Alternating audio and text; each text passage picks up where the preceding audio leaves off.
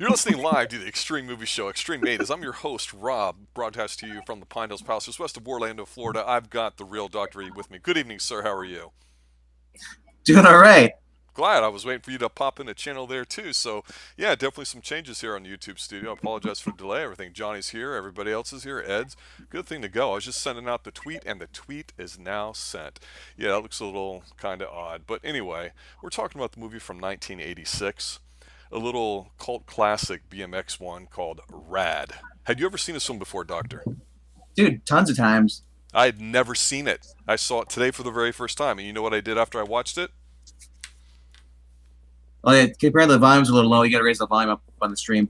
I was going to say, did you know what I did after that? I went out and I took my lime green 2000 Mongoose Sniper BMX bike out for a ride. Go figure. How's that audio there, Ed? But no, I saw this movie a long time ago. This is one of the first movies I was going through the '90s. Man, I was into BMXing back in the day. Did you ride? I rode. I didn't do ramps or something like that. Right. I didn't have. I wasn't the guy. I was gonna go make the homemade ones. They fall apart. I was not gonna play. I was not gonna go hot rod.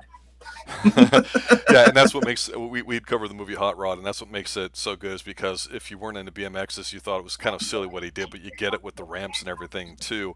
I loved it when we covered that. But this movie, Rad, for me, is it's a great example of a movie that most people don't know about. I grew up in the '80s, did not see it. I was aware of the movie. Um, I got to sit there and say there's a lot of positive things to talk about it too. Now it bombed big time. Not going to lie to you, but there was other what I call subculture type films too. There was I think Gleaming the Cube that we had talked about that we may end up doing, and a few other things too. We've talked about martial arts movies, a lot of other things from the '80s, but this, what I like about this starting off. Let me get started on my beginning thoughts. Is that as soon as it came on, I went, oh god, it sounds like another '80s cheese fest. It had good music. I liked it, but it followed that '80s movie where it had a decent soundtrack. It was kind of predictable. There was lots of little characters in it. It wasn't too hardcore intense, like in a negative way.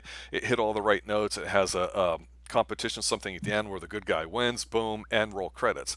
So at the beginning, I have to say, if you're thinking about it, okay, here's a movie about bikes. What are they gonna do? And you know what? Within like the first 2-3 minutes of playing the theme song, they're giving you a crap ton of BMX stunts. And I gotta say, I really like that. It hooks you at the beginning and made me go, okay, I appreciate the fact that they did a lot of stunt work in here, used a lot of people, a lot of bikes, and they didn't do it in a professional setting necessarily. They did it in like the kind of town that you would grow up in the 80s. And it felt very real, like in the neighborhood too. What was your initial impression on it?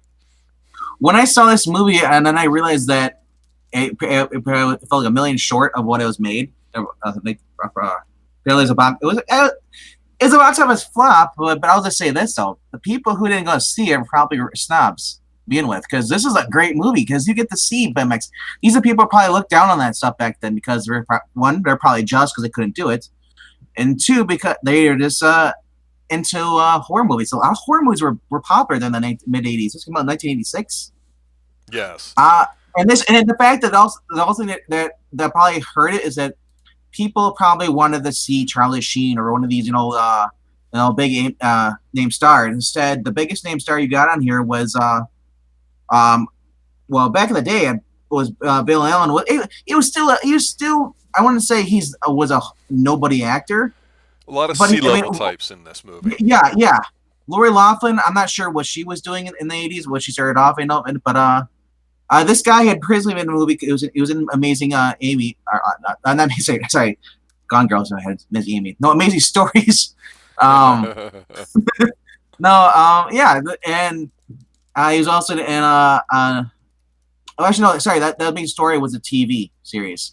He was in Born. He went on to do Born on the Fourth of July. Before this, he was in Streamers and in the movie The Ransom. Uh, but I thought that this was actually pretty damn good. Like the music in it is great. This is It is. completely '80s, man. Totally Uh, 80s. Yeah, I agree. and BMXing was I guess I'm not sure when they came on the scene, but I mean this might have been the beginning of it. Because after this, you got movies like Gleam the Cube, Thrashing and all stuff, skateboarding, BMXing, were really blowing up at this point. But I said I enjoyed it. This had a good cast in here. Um, I don't know what else to say, man. It's like I just love it. It's basically what you look for if you're a person who loves to ride a bicycle. If you're a person who never rode a bicycle or hated it, you're probably not gonna like this movie. It was PG. Yes. It wasn't. It didn't have like didn't show titties. It didn't show Yeah. TNA. It didn't have that The, part to the it. closest You're the absolutely closest right. the closest you got to anything like that, I was like, hey, I'd rather be ice sliding with you than be here at the race. Well, yeah, but let's talk about BMX just in general as we dive into the movie here. Okay, so growing up, believe it or not, E, Eglinton from I Love Comics, Old Man Comics, The Homegrown Tourist, Top 10 Tuesday following this show. He was a paper boy and he made good money at it too. But he also played the game Paperboy and was a very, very good, excellent video game player. We used to play video games all the time, but we, had our different interests too. And I did a lot of athletic stuff growing up, and I really, really liked BMX stuff. I was never a racer on a team, but here in Pine Hills, Florida, Gordon Barnett Park, just a couple miles away from me, they've got still to this day have their old clay BMX track on there, and it was a joy to be able to go out there when it was safe to, when there wasn't too many hood rats running around to ride it. And it was definitely, yeah, I'm going to go back to something you said earlier. I don't think BMX racing was really looked down at it, but it was one of those things where like, whoa, bro, is that like a California thing, dude? Because it was just one of those things. But I will say this, about 15, 20 years ago, it seemed like there was a major uptick in junior high or middle school, they call it these days, in high school, of people, especially females I see, skateboarding. And I wonder if that's just millennials getting lazy and not riding their bikes that much, and being on phones all the time, and you just have something easy because you see a lot of the motorized scooters and stuff.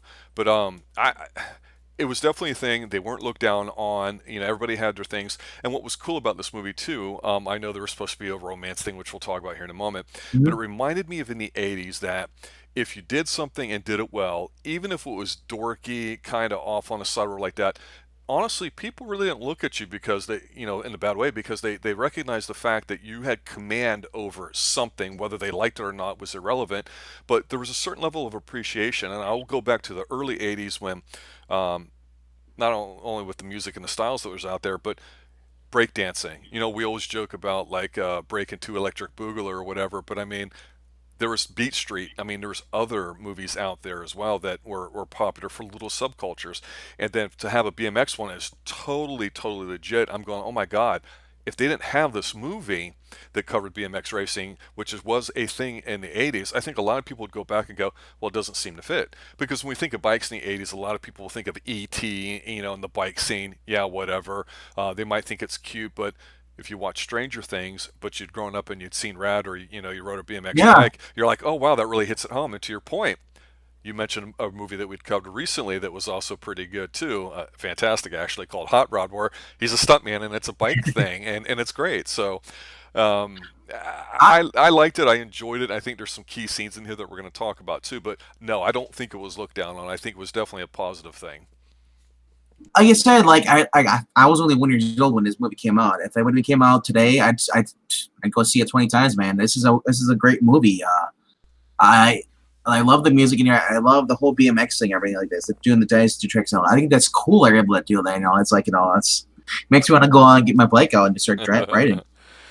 Yeah, so Uh, basically they're in a small town, and you got the evil corporate guy from, I think, Mongoose or whatever, that's trying to hold it here, and of course he's trying to make sure his riders on a team win and all yeah, that. But who really Jack Weston. cares? But I will say this, and then I'll turn it over to you, because I think it's worth noting, especially if the younger audience listening um, may not be aware of it. In the 80s or even late 70s, the whole thing with the Olympics was huge. And while it may be the most massively corrupt entity on the planet out of all sporting venues, certainly, it was huge. And there was the boycott, I think, by the Russians in '80, roughly. And when I started watching Olympics, I mean, I go back to Michael Jordan playing on the Olympic basketball team and watching it. And so I remember Bart, who's the bad boy in here too. allegedly. And I'm like, oh my god, he's in this. I mean, this is an '80s who, like I say, C-level people and people trying to make it, and it just goes to show, God, we've got this what is Olympic level gymnast who's going to show up here in Rad, and I thought he did a fine job. He captured, it's probably 5'4", but he captured the spirit of the role he was supposed to be in, just like in the other movie we talked about most recently. Was it Schrute and the wrestling movie? I mean, it's like, oh my God, they really did the right things in this movie, and I thought, wow, there was a lot of ways they could have went wrong in here too. But the Olympics were huge, and it was glad to see that too. Just so for him to be in here, I popped a little bit when I saw that. Oh yeah, Ray. You had Ray Wilson as Burn Timmer. Dude, my favorite Martian in here, and he's giving the guy. He's giving Jack Weston, who's another big comedian guy who was back from the '70s and '60s.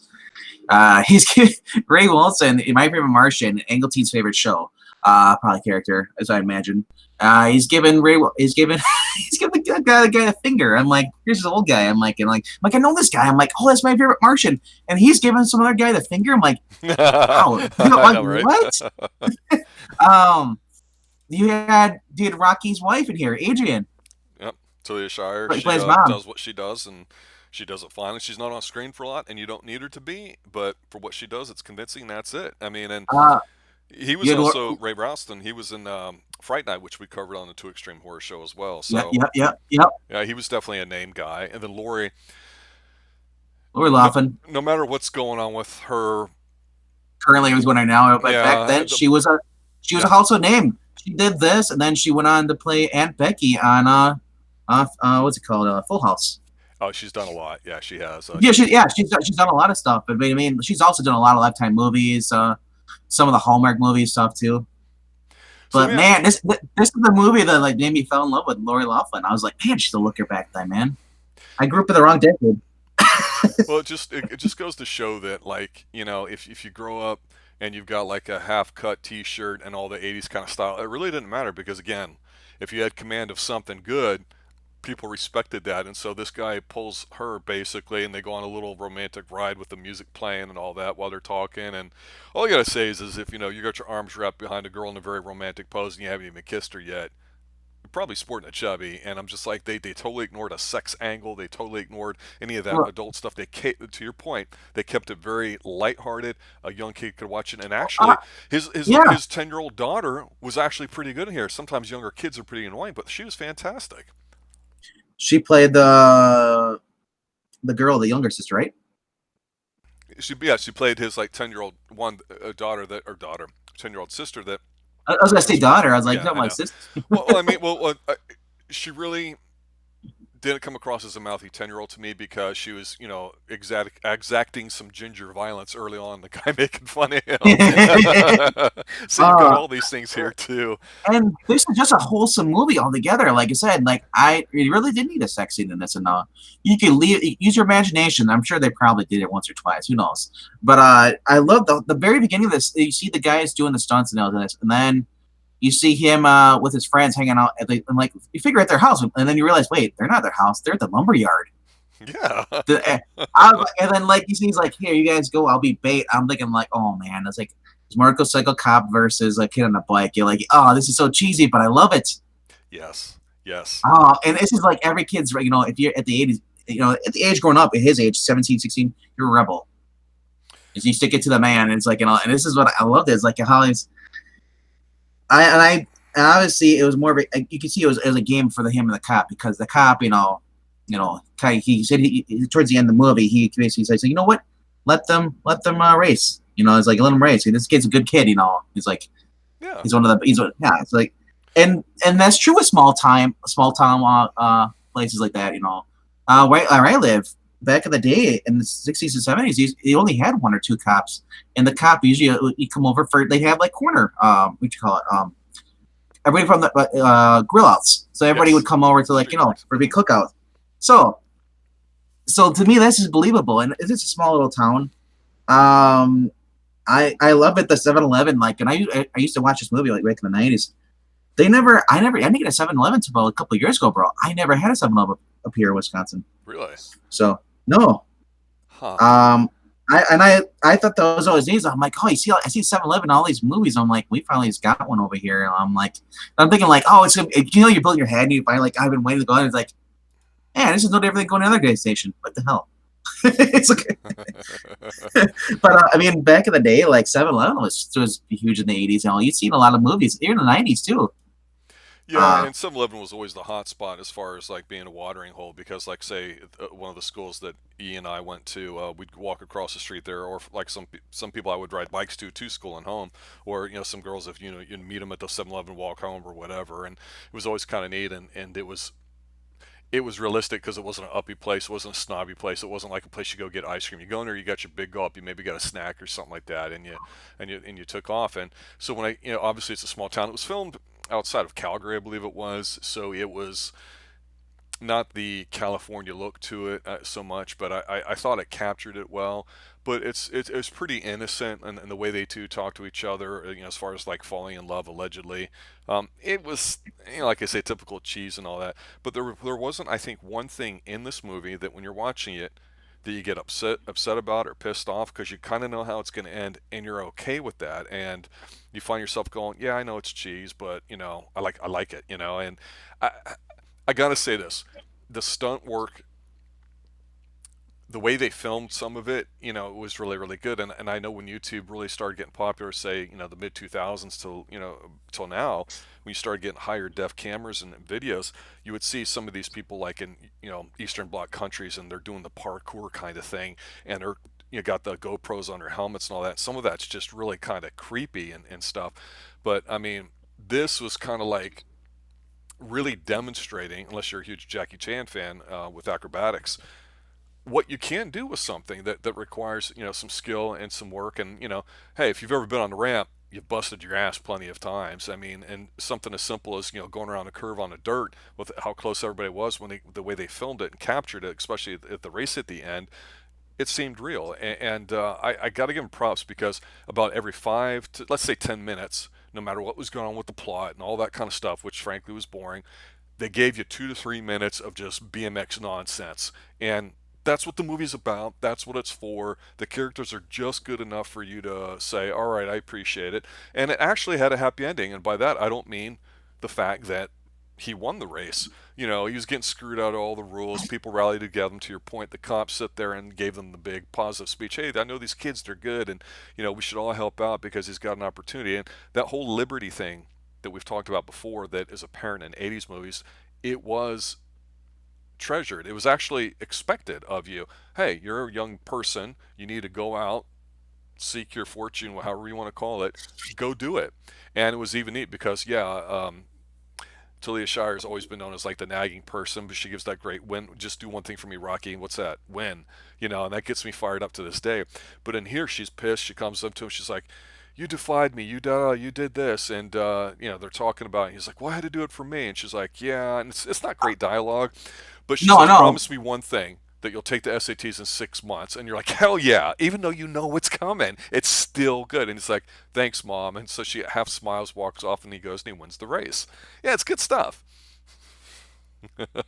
right? Ass sliding, yes, Johnny, yes. That's mentioned at least 3 times in the movie. All right, I do know that before we call it quits on this, I definitely have to spend a few minutes talking about the fashion and the very final race there too. So, what would you like to talk about? Like I said, I want to talk about what's his name? From the movie, the song, what's Thunder in Your Heart? Uh huh. When they're doing the qualifying races You tweeted that by earlier, I John believe. by John Farnham. Hmm. Oh man, like dude, that song gets pumped me up, and John Farnham, little did you know that Hot Rod is a throwback to Rad. Yeah, it Because it's is. the song, The Voice. That's the same musician. He sang it. They took that in there. So, no, like I said, like, I love how he's outsmarting like everybody else. He's a homeschool kid, and here's guys like, we'll go in the trades for the safe route. He's like, screw this, I'm cutting corner. I'm like, this is what I'd be doing if I was riding, man. I'd be cutting corners too. Yeah, yeah. Uh, yeah. I mean, it's a wonderful cast. This whole entire movie. I thought there'd be more hazy, kind of like Karate Kid. It's like the bully starts kind of pushing him around. Yeah, Karate Like, Kid's just kind of the same, but I don't know. To me, there's something a little bit more, I don't know, down to but earth about this one. I don't know. I'm gonna say this: what did you think about the whole dance scene at the dance, the I, bikes? am not gonna lie to you. It's it's that Usher time for a confession.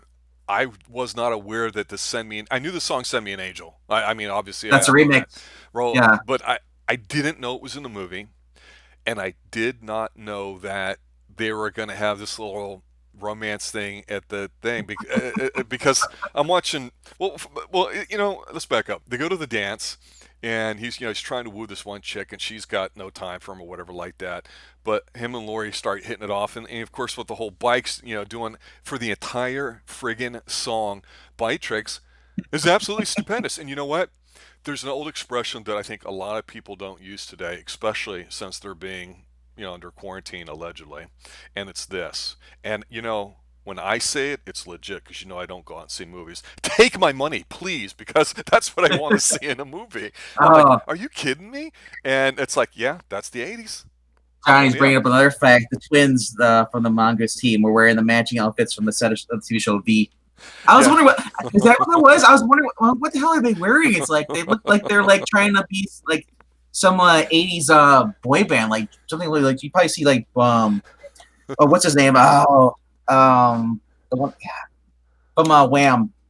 I forgot Oh, his George name is George Michael. Michael. Yeah. Yeah. So, but I also thought this was funny too because the twins. I'm like, these guys are complete dorks. like they belong. They should be like a GI Joe Cobra. That's what they should have been. The twins. But in the '80s, you could have a dance off, like breakdancing. You could have a rap off. You could have now obviously a bike off. I'm sure we're going to talk something else with skateboards a little later. But you could have all these little things too, and I think it's kind of neat because it was all kind of like, yeah, it's all good, and it, I love how like the old guys are like the the mayor and the rest of them are like, hear about we spiked the punch a little bit. I'm thinking like, wow, that would never happen today. You'd be fired. You'd be gone. I know everybody had a bottle of scotch at the desk. There's no little, question little about it. can of whiskey flask. Here we spike it a little bit. The big I thing in mean, this movie too, though, you talk about the dance scenes. I've got a few stills in there. Oh my God! Talk about '80s. I'm in awe between this and some other recent movies that we've talked about, where it just brings me back to the feathered hair, the big hair, the trashy looking blondes. Which I don't mean that in a negative way, but it's just a yeah, distinct yeah. style.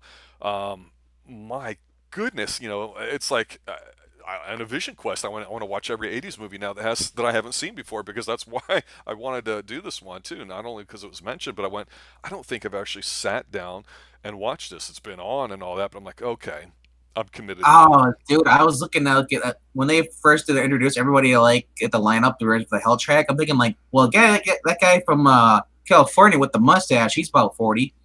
Yeah, a lot of pencil mustache in here, but again, you don't see any facial hair at all today. Everybody's smooth and shiny. No, I was just laughing. I'm like, I was just thinking like, I'm like, are these actually actual real guys from actual real teams and stuff back in the '80s, or are these just just people that are just posing for this, and then the real guys went on the bikes because as soon as they put the helmet on, it's not what's his name, Bill Allen anymore, the actor Yeah, yeah, oh, yeah, yeah, playing yeah, crew. yeah. I'm like, there's no way it's him. And people don't realize that. I mean, if you don't follow Supercross, all that stuff, that wasn't famous until like a lot of this stuff in the '80s, especially because they started off in London. I think in the '70s is when that BMX took over, and then it really blew up like in 1981, '82. They started having championships here, Hmm. races and stuff. So by '86, I think more people were kind of going into like the skateboarding, Definitely. or that, yeah. So BMX was kind of losing its. I don't want to say it's losing its thunder, but I mean, skateboarding was definitely out there. I know eventually it's still today, BMX and stuff is still in the X Games, which I love. The X Games, I think, really kind of gave it like a second wind and everything too. And Yeah, for me, for this, when they have the races going off, I'm like, that's definitely a members only jacket, and I'm like, yep, yep. And I think somebody else wore that too. And dude, you and you see how everybody's dressed. I'm like, you don't, except for the rich guys at the beginning that were going, look, man, Yale, Harvard, SMU, I got to take the SATs and da da da. And then of course the guy jumps the bike from. That's kind of a cool little stunt there too. It's no CGI or anything. I mean, it's it really does capture the 80s in a way of something that was very, you know, typical. I mean, and that's not a bad thing. And everyone says, "Well, it sounds like it's dumb, it's boring." No, it's not. You got, the ginger goofball guy that's his boss at the restaurant he's at, who I called, oh, this is Seth Rogen's father. I'm like, man, this is pretty easy. And of course he's a fan at the end too, as he's macking on the Asian lady in the audience. But yeah, this movie is so harmless. It's like you said, lighthearted and fun, and it's a good watch. It's an easy watch. It's not a political statement. It's not a, well, we're going to force all these characters into you. You watch everybody in the background, it looks like real, normal, everyday, average people. Nothing wrong with it all. Part of that makes it believable. When you got these beautiful, hot people, like I'm halfway through watching Outer Banks on Netflix, and I'm like, they're too hot. Everybody. It's like it's not believable. You know what I'm saying? Here, it's believable, and that really gives it some staying power too. It's not that dated when you go to watch it. I've been going through it like today. I'm just looking up BMX stuff, and there's a lot of BMX forum posts. And like the one movie they always mention is Rad, because Oh and yeah, then people are like talking about the specs of Crew's bikes, the bikes used by Christian, and Rex and Rod and Bart and all stuff, and then I saw you can actually buy his shirt from the actual like the movie. Both of really? them. Yeah, you get Rad. And then and even the outfit worn by the guy at the end though, right in HELLTRACK. So and I thought that was so cool. Like they're in the school. I'm thinking like, oh man, they're really in the school. Like they open up. I'm like, if I did that, my school would be like, what are you doing here? That's illegal. You can't do that. You're putting because the kids are trading homework and someone else is doing their homework so they can work for them. Yeah, and here's the thing too. Just on that note, as we close up, um, when I graduated high school, I worked for years as a graphic artist, and we were old school with our prints and our inks and everything. Very little was digitized. I worked on some of the first computers at the college I was at, and it was interesting. And things are totally different now. It's not quite the same. Same thing with cameras and taking photos and whatnot. And I thought it was kind of neat because nobody ever talks about some of the things that people aren't into that much these days, or the way they're into it. Like, say, if you're into graphic arts or web design didn't really exist back then, is kind of this whole print artwork. And I thought it was really neat that on the side, to your point, they kind of got together because they had to raise money, and t shirts was always a high profit thing that you could do. And so I knew, of course, several people that would try it, as you grow up, just like people back in the day. We used to at least once try to, go door to door selling Oh, encyclopedias, as bad as it sounds, or even mowing lawns, those kinds of things. And so the fact that it was in there for him to raise money, and it wasn't like an angel investor type thing, except, at the end when they screwed him even more, that was legit. I mean, and it got a chance for you to see all the other people that were in the background for this movie. So yeah, it felt real. yeah, some 80stees.com has a replica of Crew's jersey, the one he wears with the stars on it, the red and white. It's like $80, but that's because someone's custom making it too. There's a lot of the stuff. Just look up Brad the movie and look up shop, click on Google or whatever you're doing, and click shopping. There's a whole bunch of stuff. And I also heard rumors that they're actually going to release a Blu-ray anniversary edition of this. It's Yeah, supposed to come out later in May, yeah, I but saw that too. there's even a jacket, dude. You got your baseball jackets ones, I with know. the sleeves, and it has Rad Racing on the back of it. It's black and white. It's Well, let's awesome. talk about the ending, and then we'll finish up here too. So for me, of course, he wins the race and all that too, and it's kind of neat. And I thought, God, he gets a vet, and we know what that does to women. And he's got 100K. Back at that time, that's probably like 250 now. So the dude said he doesn't have to go to college, which they didn't even really, get him Yeah. on. Well, But Bart, who was actually leading in the race, stops, like the last lap to get the guy to catch up, and it's 1-on-1. There's no shenanigans. Bart just happens to lose by a little bit. That's it. And at the end, he well, walks up to him, and they're looking at him because the guy kicked him off the team. He sticks his hand out and he says, "Hey man, nice race." And he shakes his hand. It's like, "Thanks." And they talk, and they're like, "Well, hey, maybe we got room for you on this um, new team." And that's it. So it's we should a also good ending, we should right? al- we should also talk about Bart Carter, American gymnast at the time. He won 2 gold medals with a team. He was a team of 1984 Summer Olympic Games. Hmm. When Tugel Missouri, he currently owns and operates the Bart Connor Gymnastics Academy in Norman, Oklahoma, along with his wife, who's also a Olympic gold medalist. Dude's like he's like he's 62 years old now because when this movie came out was a long time ago. It's like 86, but time he's obviously older in the movie than it appears to be. But dude's from Chicago, Illinois, man, not that far away from me. Yeah, I think the Olympics in '84 were in Los Angeles, which is a real big deal at the time too. And of course, when amateurs still played for the basketball and everything too. But yeah, liked it a lot. Always thought about it, and like I say, I got so fired up today after this morning. I said I'm gonna take my Mongoose Sniper out, and maybe it's a poser bike to some, but I got it for like $50 on a deal with a store that was going out of business, and I've always kept it. It's always been there. It's always followed me, and I love going out for a ride. And I know a lot of people today will go mountain biking and have those kinds of bikes and trek bikes. It's not the same to me. I like, doing a little stuff with another one. But hey, we all have our interests, and definitely BMX bike riding was a thing. I've got the pegs on the back. I've given people rides on them and stuff.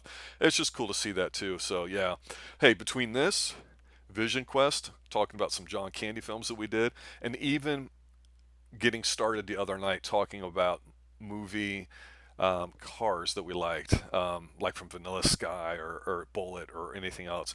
Man, this has been a pretty exciting week too. So all I'm going to say to everybody before I hand over to the doctor for his final thoughts is I really like this movie. I was surprised I did. It kind of seemed like a joke movie, like, oh my God, another 80s film. I'd have no interest in seeing it. Boy, was I wrong, and I am so glad I had actually watched it for the first time. And I would definitely watch it again. Very fun movie, definitely a watch. It's extreme. It's BMX. Doctor, give it to me. Final thoughts. Hey, Rad is such a great movie. Same as the one we watched previous week. I definitely look at if you want to do some more 80s stuff or some more sports standard stuff. I mean, like Lehman the Cube was brought up last week, or actually Sunday. That's obviously that's Christian Slater on skateboard, But I mean, I've never seen Thrashing though. Yeah, If you that was wanted to another do one that, too, and that